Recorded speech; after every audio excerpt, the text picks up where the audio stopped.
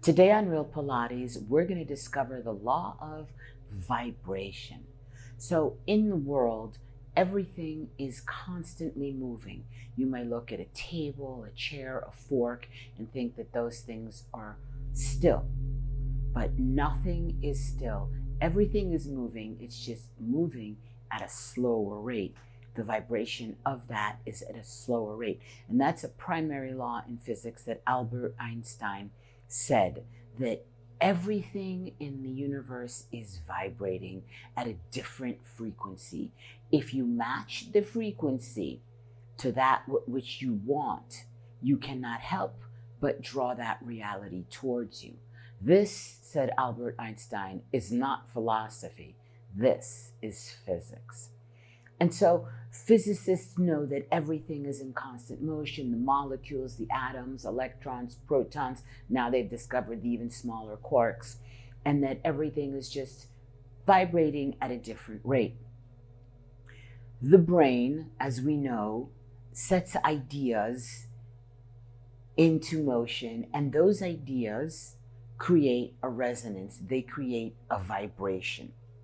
The modern MRI, which is the scanning of the brain by resonance vibrational frequencies, they can look at the brain when it's happy, when it's sad, and they can actually see physiological changes in the brain, the spikes, and they can look at brains, and they do that in a lot of research to see if a product or a color or a thing is more attractive to people, and they put little electrodes on their little brains, and then they show them different things, and they study that. So they can absolutely see the change of frequency of the brain depending on the thoughts of that brain.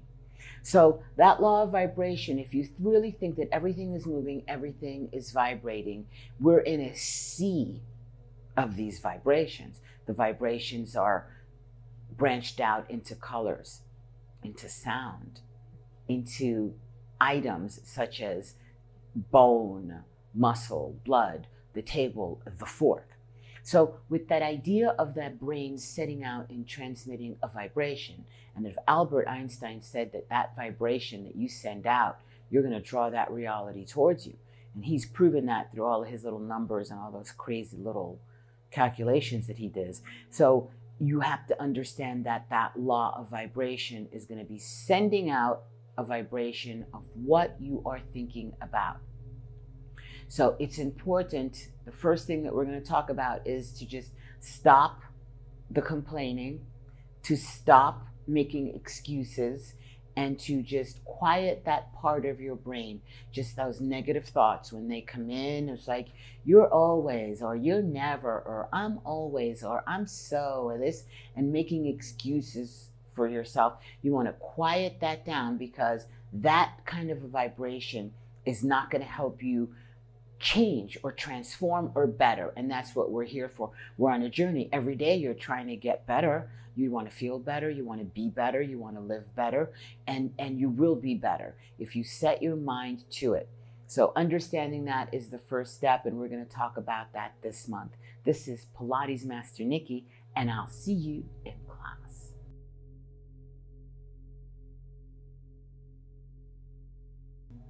Today on Real Pilates, we're going to continue to talk about the law of vibration. The DNA is a double helix that's in a spiral, and that helix, that double spiral, is transmitting energy. Originally, scientists thought that the DNA functioned with electrical signals, but recent studies have led them to discover that DNA really is communicating through harmonic wave frequencies. What does that mean? That means that at the cellular level in your body is repairing itself, and it's reproducing itself as you make new cells with a harmonic resonance, not through an electric impulse as was originally thought. So your emotions, your state of mind, have a lot to do with the rate at which that DNA repairs itself and reproduces itself. Everything is in constant motion, from the smallest thing to the largest thing. So you have things that are vibrating at different rates, something that's solid as opposed to something that's liquid. So let's look at water. The vibrational rate of water when it's frozen is slower. As it melts and it turns into water, the atoms, right, all of the stuff in there, without getting too technical, starts to vibrate at a quicker rate, right? And then when it turns through heat into steam, it's vibrating so quickly that it changes and it turns into vapor. And it's the same substance, it's just at a different rate of oscillation or movement. And so that's how you get all the different frequencies of the same thing. Water, you freeze it, you melt it, you boil it. With that understanding, it's important that you don't resonate one of the most important emotions, which is fear. Fear is an emotion that is the basis of anger. You get angry because it's triggered something in you of fear of not being good enough. You're insulted. I'm angry. Because there's a fear at the bottom. If you go back and look at every time you get angry, it's a fear. Oh, wait, he cut me off. It's a fear of being disrespected, of not being valued. Because if that was, let's say, your brother, your sister, your mother, your cousin in the car and you're both driving and you see each other, you come to a stop, of course, you're going to say, yeah, you go first. And there's going to be a more harmonic four-way stop, right? So when someone doesn't adhere to the rules and it puts you in anger, it is a basis that comes from a pre-immortal sense of fear. So fear, anger, worry, it's important to try not to resonate those things. The good news is that we're going to learn of ways to change your vibration so that you resonate at a better level, so that you attract better things to you, and so that you internally have a better physical balance and regenerative cycle within the body. We're going to talk about more things coming up and techniques in further classes. This is Pilates Master Nikki, and I will see you in class.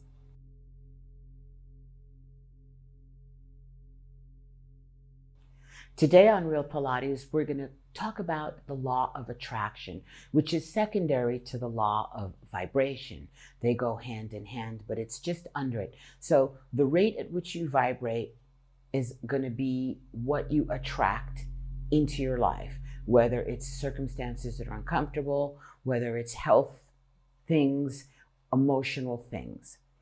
You are only limited by weakness of attention to poverty of imagination, said Neville Goddard. So if your imagination is weak and you're not really putting anything creative out, then it weakens you as a whole. And that may seem oversimplified, but modern science has discovered that we're made up of atoms, cells, molecules, blah, blah, blah. In between the protons and the neutrons, the biggest thing there is space. 99.9% of you is the space in between all of those electrons, protons, quarks, molecules. If I took all humanity on the planet right now and compressed them, and got rid of all the space that they have between their protons, electrons, molecules, and atoms. No space, just everything touching each other. I could compress humanity into the cube the size of a sugar cube. All of humanity. So you got to understand that that space between all these little molecules and electrons is super important. Modern science understands this, but modern medicine only treats the 0.1%. They only treat the things that they can touch and see. They don't yet pay attention to the vibrational aspect, which is 99% of 0.9 of the physical body. So for you to be able to make a change and attract things into your life, whether you want better health, whether you want a better relationship, a better career, you want financial abundance, whatever it is, you need to start to vibrate that within your essence. And it's easy to do, just like anything else, right? How did you learn how to ride a bicycle? You practice. How did you learn to drive a car? Do you remember the first time you got in the car? You're like, oh my God, the car is wobbling all over the place. Now you can do it and talk and put on eyeliner at the same time, right? Lipstick. Practically, I see guys shaving as they drive. And so it's practice. So by doing mindful practice of thinking about the things that you want to change and seeing it in your mind. So let's say you're going to practice how you'd react in the perfect relationship. You're going to practice how it would feel if you had that financial abundance. How would you feel? Practice that feeling. If you practice the outcome, then it changes the vibration and it starts to draw that to you. That is a basic fundamental of law of attraction. If I have a room full of grandfather clocks and they're all still, and I wind them all up and I just start them going, and they're all clicking and clocking in all different ranges, and I leave that room, when I come back to that room later, every one of those pendulums will be swinging in perfect synchronicity, because that is the law of vibration, the law of attraction, that like draws like. And that the things of weaker vibration are going to get drawn in by the things of stronger vibration. So that one clock that starts to tick starts to draw them all into one same rhythm. And this is something that you can practice in your everyday life by just rehearsing things. Have you ever watched the skiers before they go down and you see them, their eyes are closed and they're doing this? They are rehearsing what they're going to do. They are rehearsing it in their mind so that when they go to do it, their subconscious mind already has a record of it. Because the subconscious and the conscious mind can't distinguish a dream from reality. It's a record that's in there. Your body just takes it and files it. It doesn't really know if it happened for real or if you imagined it. So if you want to change your vibration by getting rid of some ideas that are not good ideas, you just need to create new ones. And by repetition, putting them into your consciousness, it goes into the subconscious, and then it's easier for you to attain those things. Even little things like saying, I'm so addicted to sugar. I'm so addicted to sugar. Well, there you go. You're just confirming to your subconscious mind that you are addicted to sugar and that you're going to stay addicted to sugar. But if instead you say, I'm eating healthy, I'm going to eat healthier. I see myself eating healthier. I see myself eating better. I'm eating better and better. Every day say that to yourself and take it one meal at a time instead of looking back at your past. I was raised on Velveeta cheese and Smarties. Until I was 11, I hadn't even eaten a vegetable. It's a long story. I'll tell you another time. And yet I've totally changed that around, that now my life has a whole different evolution. It's about putting positive affirmations and not reinforcing the negative. If you want a dog to come to you, let's say you let your dog off the leash and it runs away. Do you chase it down, call it, chase it down, and then hit it? You're teaching that dog to run away from you, because if it comes to you, it's going to be hit. If your dog runs away from you, as dangerous and annoying as that is, if you get down low on the floor and call it sweet and it comes to you, you need to praise that dog, because now you're reaffirming that every time you come to me, even if you've been bad, I'm going to give you love. And you need to do that to yourself. So you may, in a moment of stress or late night eating, eat something that you don't want to eat, that you know that you shouldn't eat, because then it kind of makes you not feel good, right? Your stomach doesn't feel good and you get like all that. Don't punish yourself about it, and just say, I eat well and I'm going to eat better, and see yourself eating better. And if you eat something that's not so good, don't kill yourself about it. It's fine. Think of the next thing you're going to eat. Move ahead. Let that go. Let that cheesecake you ate yesterday at the Cheesecake Factory go. And think about the good thing that you're going to eat. Add good things as opposed to just taking away bad. Start adding the good, and you'll see things will change. This is Pilates Master Nikki, and I'll see you in class. Yes, I will.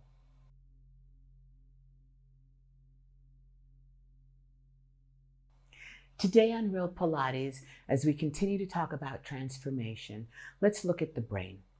The brain has two parts, two hemispheres. That right side is the creative, intuitive, artistic, spontaneous side. That side is the female side of the brain.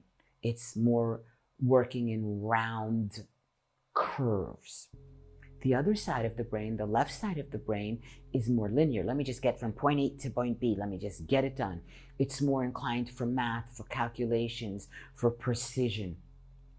It's more a straight line as opposed to the curvy right side brain. Its essence is more male. Without getting into gender, it's just an essence, more female, more curvy, more male, more linear, more intellect, more looking for facts, less intuitive than the right side of the brain.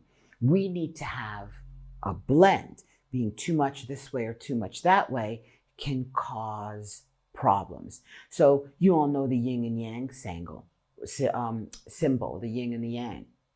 The yin and the yang, though, form a third shape, which is inside a circle, which is the union, which in a lot of ideologies and religion is really the symbol of the trilogy. It's that balance of you within you, of your both sides balancing and working well together, because you do need those both sides. You need that linear, but you need that curviness too. It's supposed to be a harmonic balance. The subconscious mind processes information at 40 million bits per second, the subconscious mind.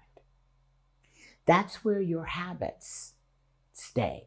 That's where the habits, the good ones and the bad ones, are in that, because that is a super reactive, super absorby, super quick part of the consciousness. That's subconscious. But your other part of your consciousness, the regular old consciousness, only processes information at 40 bits per second. Can you see the difference? 40 million to 40? That's huge. So this is the reason that meditation, that you start to quiet that subconscious mind that's just spitting out patterns, and you want to try to use the conscious mind to help rewrite some of those habits. Scientists have proven that people spend 95% of their day driven by the subconscious mind. We're on autopilot, right? We get up, it's the same breakfast, it's the same routine, it's the same, it's cyclical. Not that there's anything wrong with habits. It's important to brush your teeth and get pedicures and to brush your hair, and God forbid if you don't, wash your hands and all of that. Yes, there are good habits, but that subconscious mind sometimes has habits that are not beneficial for us. And those are the habits that we want to diminish, evaporate, erase, and we want to rewrite. So a good way is through that meditation. Meditation is really challenging for a lot of people. Meditation is nothing more than quieting those things that come into your head. And they say, well, you're supposed to be mindful, you're supposed to have stillness, and that sounds like mumbo jumbo. It really is just feeling the moment and not thinking about past and not projecting future. Just for a minute to have stillness, to create a space. So as I'm talking to you, if I slow down my words, that little space between my words is keeping you in this moment. And right now, your conscious mind at its slow, pokey 40 bits per second is at full mast. And the subconscious mind is just recording whatever the conscious mind chooses. to put down in there. There are many techniques to getting those negative programs out. It's those negative programs, or what we like to call the ego, that negative voice inside of you that says, I'm so fat, I'm always late, I'm always spilling things, I'm such a klutz. All of that is that voice of that subconscious mind that is playing that same record. So if you want to make a transformation and change because you want to have a healthier life, because you want to be happier, because you want a better career, because you want to have a better relationship or a new relationship, because you want to have a better house or a new car, you want to improve, that's nothing wrong with that. That's all things that are attainable for you. But you need to stop those old programs and learn to rewrite the new programs. You need to try to feel those old habits coming up, and you need to stop them. So just sitting still, one easy technique for that is, as you're working throughout the day and you're busy, I like to always have a plant on my desk. So I'm busy and I'm sucked into the screen, and just for a moment, come out of that screen and just look at the plant for a second and look at its leaves. And just that little exercise of coming out of the subconscious and back into the conscious will start to strengthen the pathways so that you can change old habits. Another great technique is just stop and for a second look at the sky. Whether the sky is raining, whether it's blue, whether it's a starry night, just stop and just look at the sky and just look at it. And that brief stopping kind of resets the way that when your computer's not working, what does everybody say? Turn it off and turn it on, turn the phone off, it's gone berserk, right? Because I'm the least tech person in the world, and it really works. So we can do that with our brains. We're going to talk more about other little tricks to do in classes coming up this month. This is Pilates Master Nikki, and I'll see you in class.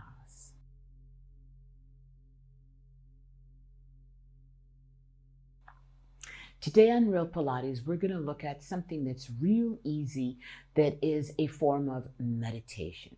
So quantum mechanics, IV, knows that the body is 99.9% empty space. In between all your atoms and molecules, there's empty space.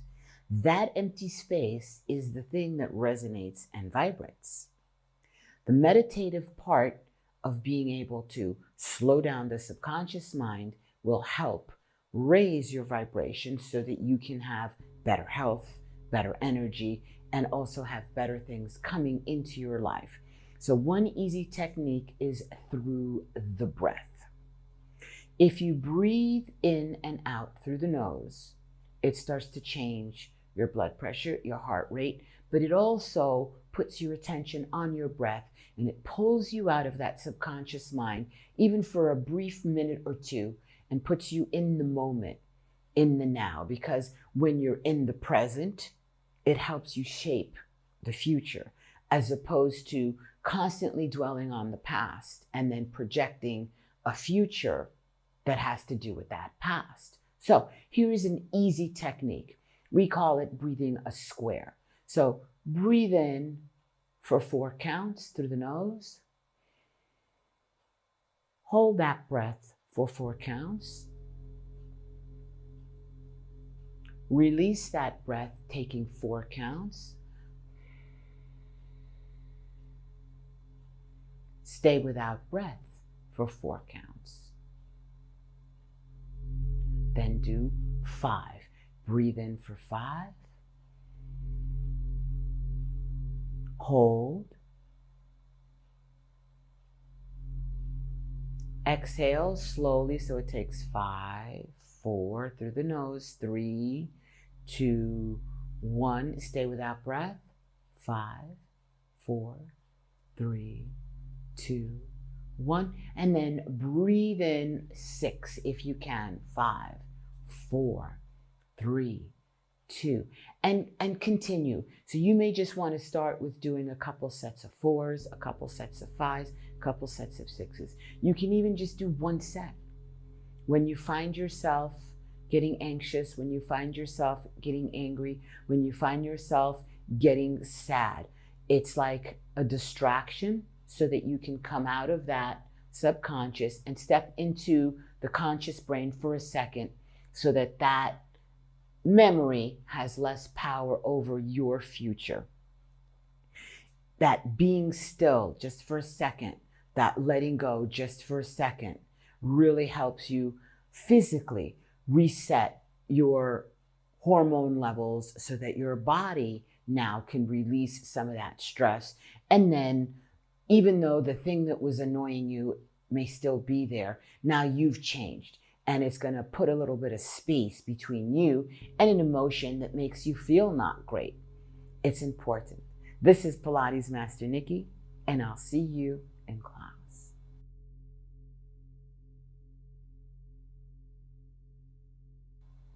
Today on Real Pilates, we're going to continue with a meditation technique that's super easy, that takes a couple of minutes. You can't do it driving, but you can do this to help you get a little bit closer to bringing your frequencies to a better vibration. So there's an old Tai Chi method that is used for building energy. So start with an idea, something that you want. Let's just say you want perfect health. I want better health. Start by rubbing your hands together till you feel the hands building heat. It may take 10 or 15 seconds. Make sure you're seated for this comfortably with your feet on the floor. Okay, so let's say now you feel that heat. Spacing out your hands just enough to feel a little bit of heat or of current. I want you to slowly start to rotate your hands as if there was an invisible ball between your hands. When your fingers line up, it does a heart-brain connection that helps redirect energy for vitality. So now, can you slow it down more? And I want you to close your eyes for a second. Try not to move your hands anymore from your brain. Slow it down. See your heart sending out control of the hands. Slow it down. In between your hands, feel that current, that feeling. Imagine it turning into a beautiful, bright light. Slow the hands down. Let your heart move your hands. As you feel that energy and you see that light with your mind's eye, as your hands continue to move slowly, see that ball start to speed up inside your hands, speeding up faster and faster as you slowly continue to let your heart rotate your hands. As that light starts to speed up and that energy grows brighter and brighter, start to see it shrink smaller and smaller and condense and continue to get brighter and to speed up faster and faster. With your eyes closed, take your hands and put them in front of your belly button, and I want you to push that speed ball of light into the belly button. Put your hands over the belly button, one over the other, and feel that spinning light inside of you, energizing your body. Open your eyes, rub your hands together, and then gently put that energy into the face, into the neck to rejuvenate your face, and then grab hold of your earlobes and start to pinch your ears from the bottom all the way up to the top. Simple as that. 2 or 3 minutes to reset you, to recharge you. Tai Chi is a very ancient form of energy building, energy transforming, so that you have more vitality. It's been proven to work on dozens of things. This is Pilates Master Nikki. I hope you feel energized, and I'll see you in class.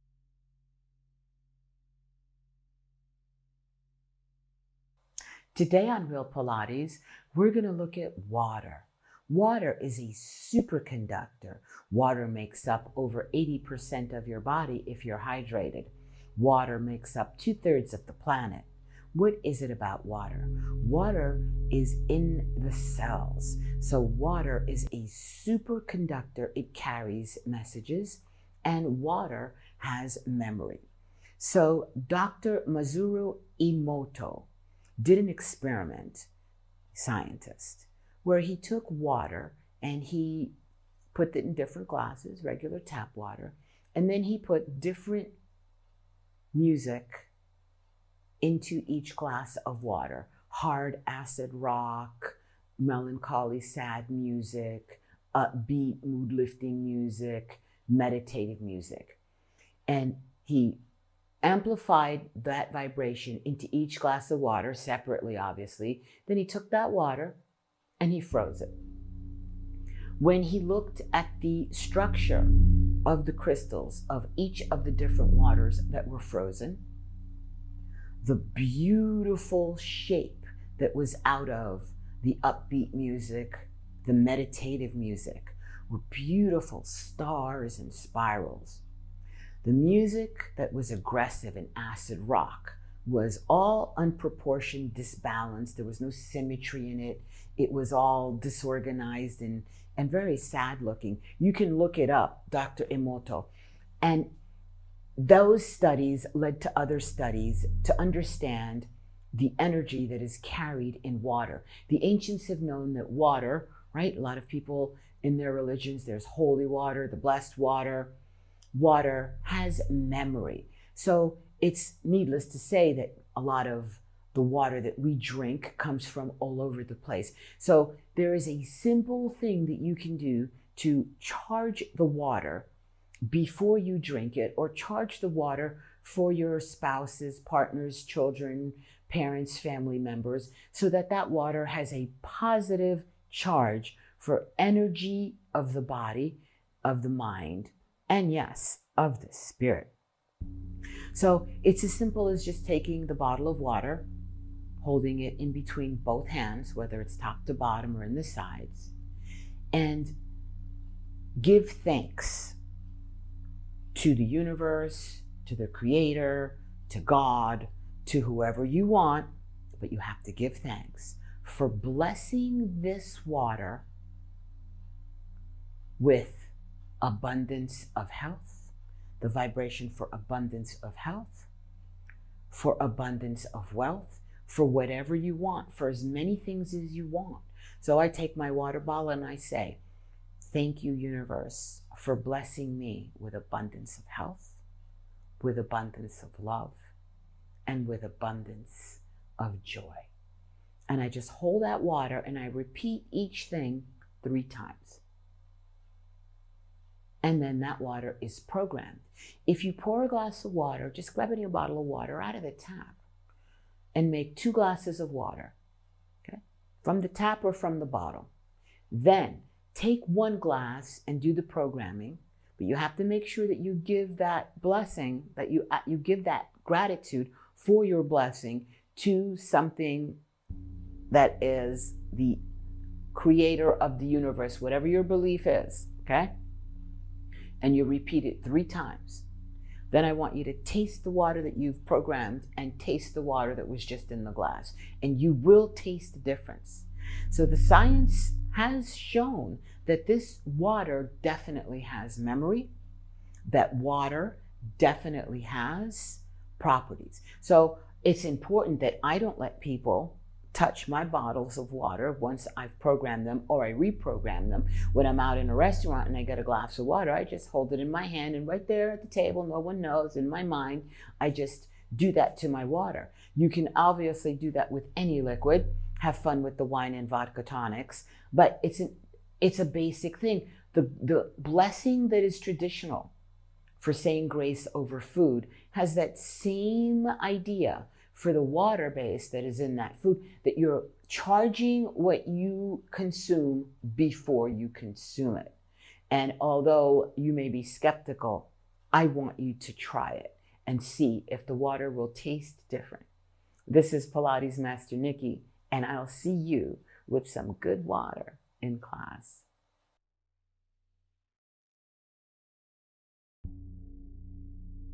Today on Real Pilates, we're going to look at your emotions, our emotions. Our emotions are created from our five senses, right? Our sense of sight, smell, taste, from sound, from what people say, our sense of touch. All of those emotions recorded go into the subconscious mind. So there's a little recording of the surface is soft, the surface is rough, I like the way this tastes, I like the way that smells. And so you have all of these things that are recorded in the subconscious mind. I like that person, I love this Real Pilates, because these are things that have been recorded through the five senses, 1, 2, 3, or all of them. Those sensors are used to lay down subconscious recordings, patterns, habits that are recorded through emotion. So as something is being processed at 40 million bits per second, the subconscious mind, billion, your body is sorting it. This is good, this is bad, this is good, this is bad. And this is hot, this is cold, I hate this, I love this. And so your body is constantly sorting things out. The ancients used to say that inside every person, there's a great wolf and there's a great lover. And whichever one of those you feed will grow. So the wolf feeds on negativity, blaming, anger, accusing. The way that you let go of the wolf is by love, that vibration and that sensation of love and of not hyper reacting. So habit can be changed by practice. A habit takes usually 21 days of consistency to become a pattern.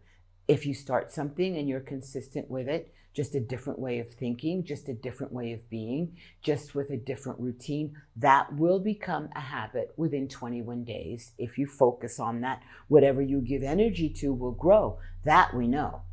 So if you want to change the circuitry of the brain and reduce the stress, it has to start with the emotions. Stress is triggered on that hormonal level, and that causes overstimulation, right? Stress that the wolf is coming, that you gotta run, is a positive stress because it gives you the adrenaline and that cortisol and it gets you out of there. But you can't live at that state all the time because it starts to break down the body. So to try to change that stress, it's important that you try to create a new habit. So one of the easiest times is first thing in the morning.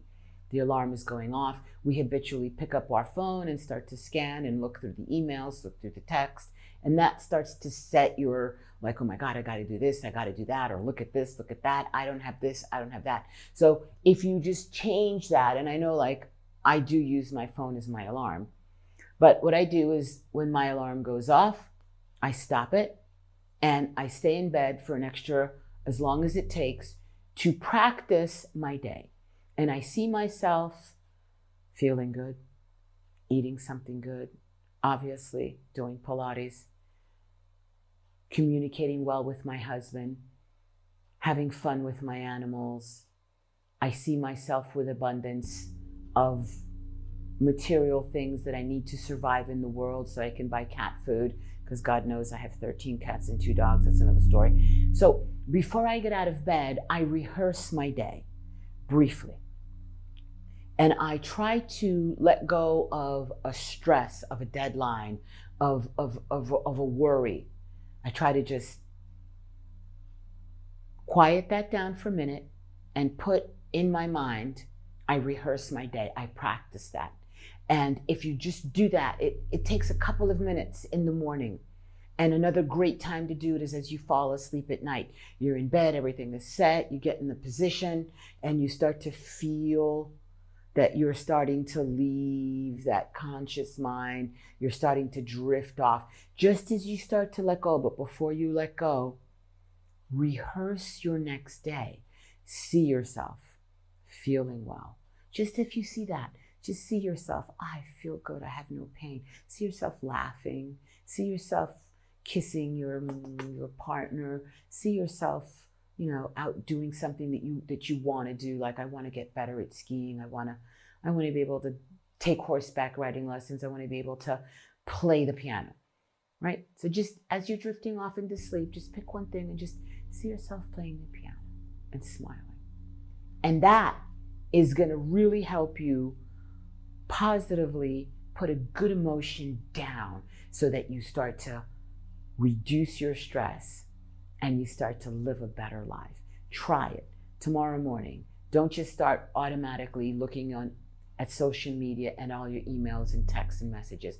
Stop your alarm and just take 3 minutes to just rehearse and practice your day, because practice makes perfect. So I will see you real soon for another layer of Real Pilates. This is Pilates Master Nikki. Thank you for watching.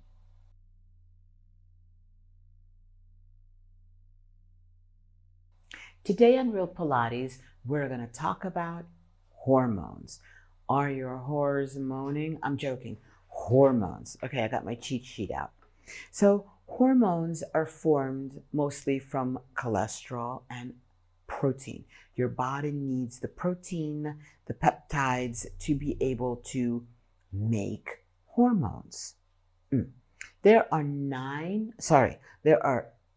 really 9. There are 8 glands in the body where hormones are made. I said 9 because there's testes and there's ovaries, but we glob them together, and so now there's really 8. So there's the hypothalamus, the pituitary, the pineal, the thyroid, the parathyroid, the adrenal, the pancreas, and then ovaries, testicles. So there's 8. And each one governs something different. The pituitary, which is buried deep in the brain there, is considered like the master gland, that it kind of regulates and it sends signals to all of the other glands. Hey, you, make some of this. Hey, you, make some of that. So the hormones get into the bloodstream, and the hormones are going to target those cells. So not one hormone hits everything. It hits particular parts of the body. When your hormones are in balance, you're feeling good. Your emotions have a huge, huge, huge role on the hormones, the balance or disbalance of them. Signs that your hormones are not really in good balance: if you're starting to find yourself burst out just crying and have bouts of crying or bursts of anger, and then after you're like, oh my God, I bit that person's head off, and then you kind of feel bad. Don't beat yourself up about that. A lot of that is hormonal disbalance. Headaches all the time, feeling cold, feeling hot, feeling that you're like avoiding family and friends, like, nah. That is a sign that there is a hormone that is not functioning the way that it should be. Things that help you bring the hormones into balance that are non-chemical, because yes, you do need to go to the doctor and have an endocrinologist assess you if you're really having issues of depression and anger and really getting headaches, and there are physical things that you may need to take medicines. I'm not saying not to do those things. In fact, I'm saying do those things. But there are some things that you can do that can try to soothe some of those hormonal disbalances. So music is a big one. Touching, massage, obviously kissing and sex and all of that is super good for producing the good hormones. Going outdoors, being in nature, taking a nap. Aromatherapy, the smelling of different essences, helps bring the body back to a sense of calmness, reducing the pain, right? Increasing your sleep. When you have severe pain, that starts to produce hormones that lead to more disorder within the body. Exercise is super good for those endorphins. Sleep is also super important. There are 5 main hormones, although there are 50 in the body. So if you think of 8 glands and over 50 hormones, there's a lot going on there. But the main ones are the serotonin, which balances the endorphins, and the oxytocin, which are the happy hormones. And those help keep out anxiety and depression and stress. The dopamine and all of those encourage happiness and motivation, the dopamine. The the building bonds of people, the touching, builds the oxytocin hormone within the body, massage and all of that. Insulin is super important for fat storage. So gaining weight can be insulin resistance, which has to do with sensitivity to carbohydrates and sugars. And that's something that all of a sudden, as women more so, but men also, when they age, their hormone levels start to change. And the same amount of food that you used to eat now makes you gain weight. And that has a lot to do with the insulin in the body. The female cycle with the has a big role on estrogen, bone formation, weight gain, weight loss, and even blood clotting, that balance of the female hormones. Obviously, the testosterone for the male is a sex hormone, but women also have levels of testosterone, and it's for muscle gain, bone strength. Obviously, in men, it's for their erectile function or dysfunction. Cortisol is one of the biggies that is produced in that flight or fright from the adrenal glands. And while it is good to have some cortisol in the body, levels that are too low is also very dangerous for the human body. But levels that are exceedingly high lead to what's called oxidative stress. They start to break down the body. And so the stress levels are, again, can be affected by things like meditation, taking a walk, reading a book, listening to music. Exercise is an also big one. The different glands in the body. The pineal gland is a gland that helps us with our water salt ratios in the body. It's like the thermostat in the body. And so feeling too cold, feeling too hot, holding too much water, it's for the growth hormone, it's for the metabolic regeneration of the body, that pineal gland. And so it's important to feel and assess how you're doing, see what you can do with homeopathic things, like we said, with the aromatherapy, the massage, the touching, the love, the good music, which we're going to talk about frequencies coming up in our next class. Super important. There are some frequencies that you can just listen to that will help change the hormone levels of cortisol. And one of those is a frequency known as 528, but I'm going to talk more about that tomorrow. So trying to understand this whole endocrine system and understand the whole ties that it has to do with emotion, with environment, with diet. Sometimes you're not getting enough protein. Sometimes you're eating too much saturated fat or even good fat, and that can affect the hormonal balance. Cholesterol is important because it's converted into the hormones. People that eat too much of fat-free, cholesterol-free, and they're obsessed with that. You do need some good cholesterol, right? The fish oils that we know, the dark fish oils, the nuts, the seeds. These are things that really do help the hormones and keep you in balance. And of course, the exercise is super good for mood and for stress regulation. This is Pilates Master Nikki, and for your hormones benefit, I'll see you real soon in next class. Thanks for watching.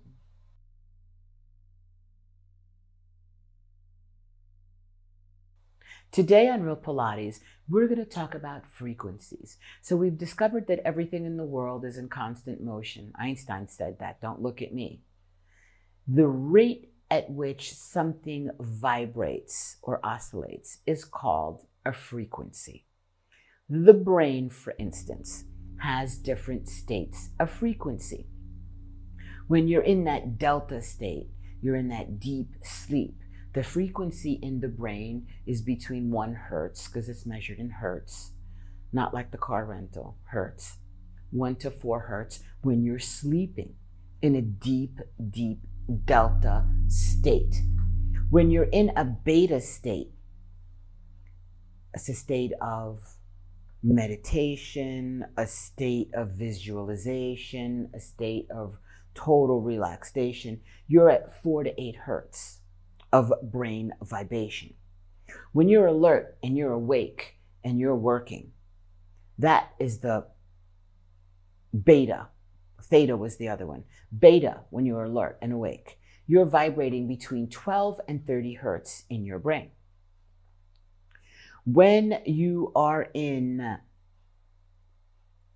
gamma, you are in a panic attack, you're in a crisis, and your brain is vibrating from 30 up to 100 hertz.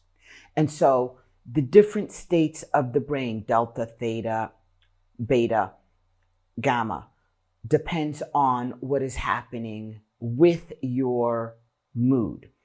That is a frequency that your brain is vibrating. Color waves, each color has a different wave frequency, and so does sound. Sound and color are all vibrations on different frequencies. There are colors that the human eye cannot see. Those are ultraviolet and infrared that the naked eye cannot see, but yet they're there and we can see them with technology. So they exist. And there are also frequencies that are inaudible, that are registered and real, because science says so, that are lower and higher than what we can hear. DNA, as we learned, is activated not by electrical impulse, but it is activated by resonance, by vibration. The hertz, there is bunches of different numbers, but there is a specific frequency that is found in color and in sound. And that frequency number is 528. Now, this frequency, you can go on the YouTube and look at things, and if you look at the pure tone of frequency 528, it kind of sounds like a tone like they do, this is the emergency broadcast signal. I don't know if it's that one. I doubt it's that one, but it sounds like a tone. But what they've done is they blend that tone in with other sounds so that you can listen to like nice music, but that 528 frequency is in that music. And that 528 frequency is super, super good for the body. It's one of the super frequencies. So here are some things that vibrate at 528. Chlorophyll, which is that yellow, green, bright green. It's that yellowish green. Vibrates at 528. The humming of bugs is at frequency 528. Plants vibrate at 528. The frequency that has been recorded of the sun is 528. The golden ratio, which you may not know what that is. The golden ratio combines, I can't read my writing. Oh yeah, it combines all the properties of light, time, space, matter, gravity, and DNA, the golden ratio. It's a mathematical formula, like pi vibrates at 528 and the Pythagorean theory. Just a couple of things that you can see that vibration is found in the earth, and it is a very healing vibration. It's super good for the DNA. You only need 5 minutes of that. It's not like you need to listen to it all day. I like to leave my 528 on, and I'm going to talk to you about other frequencies later on. You can get a singing bowl. I have one here. As a matter of fact, I forgot to get it out. They are singing bowls.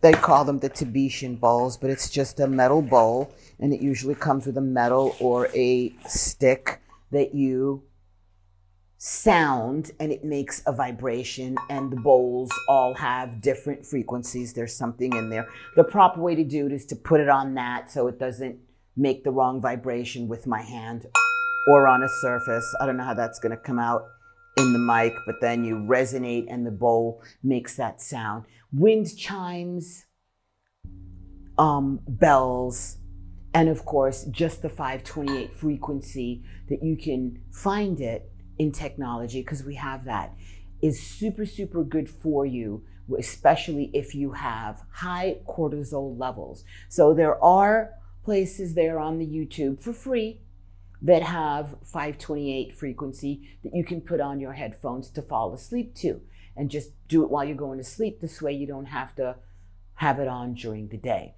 And you're going to see that decreased cortisol level slows down the oxidative stress of the cells in the body. It reduces the cortisol and stress levels in the body, and it reduces the degeneration of the actual vital force of the body. I invite you to try it for free. Go to YouTube. This is Pilates Master Nikki, and I will see you in class.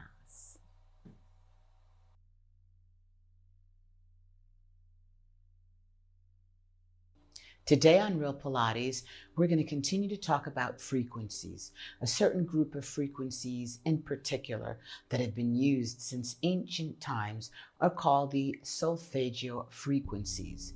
These frequencies have been used for a long time to help reduce cortisol levels, to help ease pain, to help restore tissue that has been burned or scarred or cut, to help reduce bacteria, fungal infections, and viral infections, to boost the immune system, and to clear traumas from the body, traumas that are still stuck in the body and in the emotional plane. So in the 70s, Dr. Glenn Rain did a series of experiments, and he was able to scientifically prove using DNA in petri dishes that these different frequencies have an effect on the body's DNA and therefore on the whole body's state of being. Gregorian chants and the Sanskrit chants from the Indian culture all use the solfeggio frequencies. There are a series of frequencies. There are 9 of them in total, and these frequencies are all 3-digit frequencies. And the interesting thing about these 9 is that if we look at one group of the frequencies, 174, then the next one is 417, and then 741. So they're the same 3 digits, just spun around in a different sequence. And all the solfeggio frequencies, the 9 of them, are like that. The next group, of course, is 396, 693, and then 639. And so you can see how there is a rhythm to the frequencies within themselves. And then the last sequence is the 258, 528, and 852. And you may just be ignoring all these numbers, and that's fine. But what you need to understand is that all the numbers which in each of the 9 solfeggio frequencies add up to 9. Add up to either 3, 6, or 9. And Nikola Tesla was a brilliant genius ahead of his time, that he gave us alternating current, which allows us to be able to send electricity over long distances. He was the one that discovered that, and a lot of other things. He always said, if you uncover the mysteries of the numbers 3, 6, and 9, you uncover the keys to the universe. So these solfeggio frequencies are available for free. You can find them online, and they're basically just tones. There's many ways that you can use them. There are singing bowls, there's chimes, bells, some drumming has different frequencies and such. These frequencies are basically tones, and they've been blended by modern society and ancient society with music so that the tones are within the music and you get the benefits for them. Each frequency is more focusing on one aspect of changing the DNA, and you can look all of those up online. I won't bore you with those details here, but I highly recommend the solfeggio frequencies. And my favorite, I love them all, is the 528 because it helps reduce cortisol, and we discussed the 528 already and all the great things that that frequency does. But I kind of just leave it on, and you can just listen to them for a few minutes a day. You don't have to listen to it all the time. Putting them on in the background when you're driving or just doing stuff around the house or working.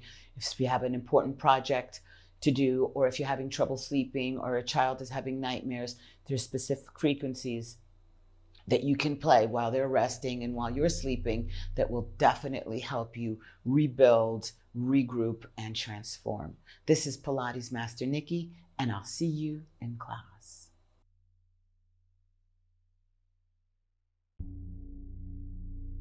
Today on Real Pilates, we're going to continue to talk about frequencies and sound waves. So all the instruments and all the orchestras in the world, you've maybe heard them, they tune up. They tune up to make sure that everyone is playing in the same tune so that it sounds nice and it's not everyone all over the place. They usually use a tuning fork for that, which is that fork that you go bing and it makes a resonant note. It's usually in the note of La, do, re, mi, fa, sol, so that everyone tunes up to that La, and then they tune up the rest of their instruments, horn instruments, string instruments. Well, the interesting thing is that the tune and the tone, the tuning fork that everyone used to always use throughout history has always been the frequency of 432. 432 has been scientifically proven to create calming, well-being, and rebuilding of the energetic, vital DNA cells within us. 432. It's an excellent frequency. But in 1936, the Minister of Propaganda for Adolf Hitler outlawed the use of all tuning forks that were at the 432 frequency, and he insisted everyone tune to 440. Now you're saying, well, it's just 8 hertz more. What's 8 in a frequency? So let me give you an example. When you're sleeping, your brain waves are vibrating between 1 hertz and 4. When you're in a hypnotic state, your brain waves are from 4 hertz to 8. When you're alert and awake, you're going to be 12 to 30. When you're in meditation, I skipped that one, your brain waves are 8 to 12. So you can see that just 8 brain waves can change you from a hypnotic state to an alert state. And of course, there's the gamma state when you're in full-blown panic, hysteria, anger, panic attack mode, which is 30 hertz up to 100. And God knows some people get to a bajillion if you see the road rage. But so that 8 hertz is super important. What that 440 tuning fork has done is that it takes that healing, beneficial, subconscious, soothing aspect of music, and it has put a more harsh, cold, nervous sense in all music. So for some reason, the American standard, when Hitler did this, has decided to go along with that. And so in the United States, and the whole scientific tuning is now to a 440. And you may not believe it, or even, you may be skeptical, and I get that. So investigate it for yourself. But sound therapy really works. It's the vibrational therapy. I mean, just look at all the lasers that we use and radio frequency, all of those healing modalities. Different sound vibrations release different hormones in the body. Horror movies use that 440 and pitches higher that are inaudible to the human ear because they use it just a frequency below the actual hearing, but the vibration is embedded in the music to induce fear, terror, and panic. And I know that when I'm watching something scary, as soon as they take off the volume, I'm like, oh yeah, he's going to get murdered. And I don't freak out. But when I listen to it, it freaks me out. On a sadder note, radio stations, news stations, commercials, all use different frequencies to elicit different responses from us. And people are now just discovering and realizing that this is being done. And that's a different story for a different day. But I prefer to listen to my news on mute, and I have subtitles so that they don't pre-put an emotion into the news that they're giving you, because they can put tension, they can put calming, they can put fear just by the sound waves that are underlying tones within the sounds that you're hearing that you're not even aware with for specific emotions. So Masaru Emoto, which we talked about before with the ice, Masaru Emoto was a scientist, and he did a bunch of experiments. You know the little triangles that they hold and they ding? That was my instrument when I was in the orchestra. I'm joking. It's like anyone can play that. Okay, so he took a triangle with a certain frequency and dinged it. 30 feet away, he had a microphone in front of someone else just holding the triangle. And at 30 feet, the vibrations of this triangle made that triangle, which wasn't being struck, vibrate and make sound. And the point of that experiment was that the resonations travel and do have an effect and cause a vibrating effect. And the 440 that we are using now in tuning of the American Standard has no benefits for mankind. Now I'll give you the last thing and I'll let you go. There are musicians that still use 432, and I'm going to tell you some of them, and you're going to be surprised. Jim Morrison, Hendrix, Prince, John Lennon, the Beatles, and yes, one of my favorites, Bob Marley. These people understood the solfeggio frequencies and the tuning frequencies that are in harmony with the earth, because the earth has its frequency, which has been heard. The sun has a frequency. And so everything has a harmonious frequency. But that 40-40 that we're using is not a good frequency. So I invite you to investigate and look and listen and find music, because there is music. There are people that are doing music in 432. You can retune all your guitars and pianos. The horn instruments that are manufactured today that are post 1936 are all 440, all clarinets, horns, wind instruments, and those can't be changed. But you can get the old ones. This is Pilates Master Nikki, and I'll see you real soon with a good frequency on Real Pilates.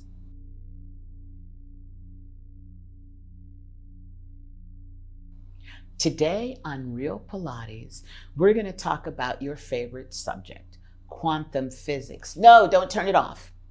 Okay, so that you understand that the brain has two levels. There's the conscious mind, and then there's the subconscious mind. As we talked about previously, the subconscious mind is super fast, super sharp, super efficient, and it can process 40 million bits of information per second.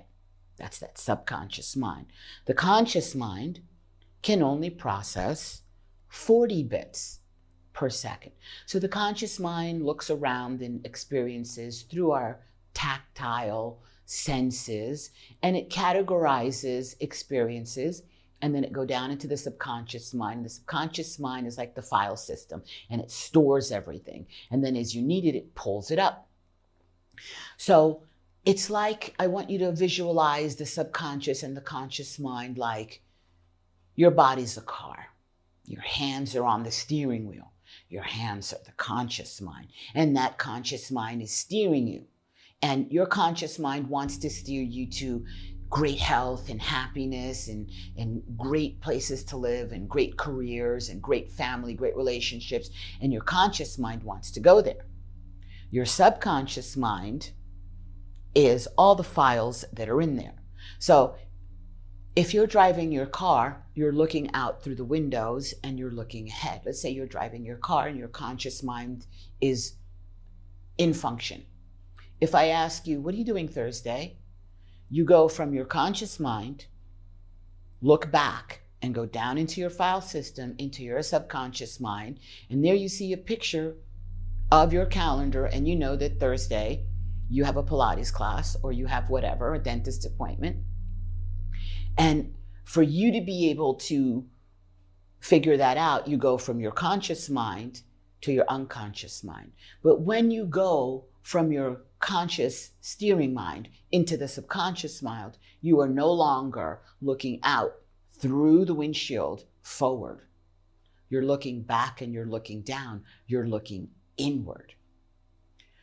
A lot of the brain patterns that people have are all in the subconscious mind, most of them, almost all of them. And these patterns, as we're going to talk about in the next days to come, are what a lot of people constantly use in their mind as patterns and habits. Habits can be good, habits can be bad.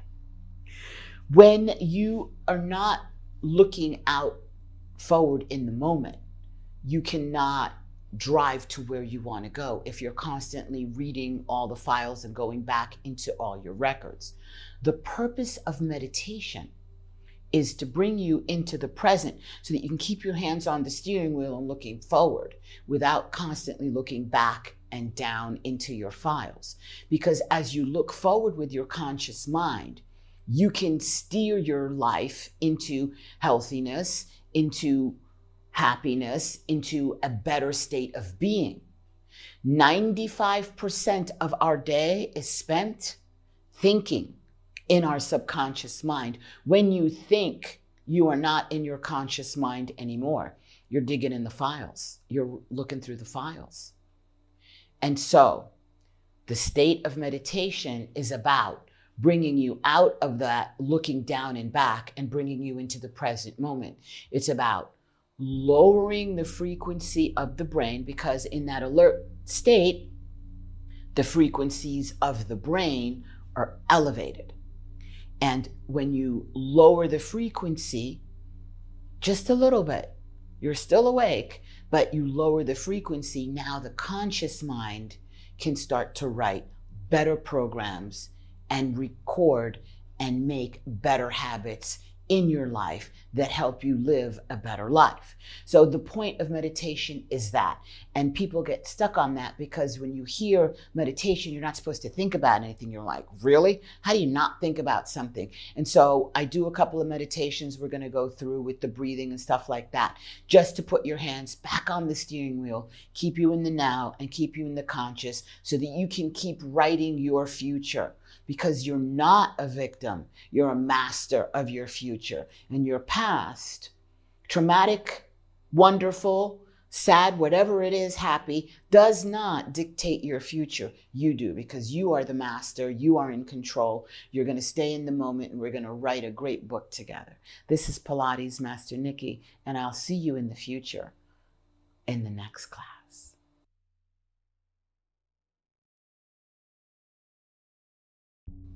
Today on Real Pilates, we're going to look for a second at the brain. The old school thinking was that we're only using 10% of our brain, but that's because neurons make up 10% of the brain. The other stuff that's in there, they call them glial cells, make up about the other 90%. And they thought that these glial cells were just kind of holding everything together. But new science has discovered that these glial cells do more than just support the neurons. They actually help turn on and turn off neurons. They help control the activity. So if you think of it in terms of a sentence, the neurons are the nouns. The glial cells are the verbs, the adverbs, the adjectives that describe, form, and shape the nouns. Like a stick figure, the neuron is the stick figure, and the glial cells are all the other artwork, the hair, the eyes, the clothes, the curves, the rest that make each human and make each person. So why is this important? because we do have the capability to use 100% of our brain, but we don't use 100% of our brain all the time.